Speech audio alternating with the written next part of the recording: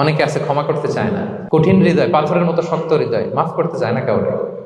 উনি আবার মুনাজাতে বসলে আল্লাহ আল্লাহ আমারে মাফ করো, আল্লাহ আমারে ক্ষমা করো, কাঁদতে কাঁদতে বুক ভাসায়। উনি ক্ষমা চায় মাগার উনি কাউরে ক্ষমা করে না।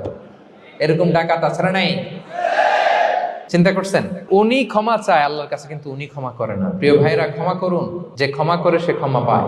আচ্ছা, একটু চোখটা বন্ধ করে, চোখ বন্ধ করলাম আমি, জানা অজানা পাপের পাহাড়ের দিকে তাকালাম। এবার একটু চিন্তা করেন যে কি পরিমাণে ক্ষমা আল্লাহর পক্ষ থেকে আমার জন্য প্রয়োজন। চিন্তা করেছেন? এবার চোখ খুলুন, পাপের পাহাড়ের দিকে একটু তাকান। আপনার আপনার জানা অজানা যে পাপের পাহাড়, তাকান এবং ভাবুন এগুলোর জন্য কি পরিমাণে ক্ষমা আল্লাহর পক্ষ থেকে আপনার দরকার, প্রয়োজন। সেই প্রয়োজনের তাগিদে হলেও ক্ষমা করুন। খেয়াল রাখবেন, যে ক্ষমা করে সে ক্ষমা পায়। যে অন্যকে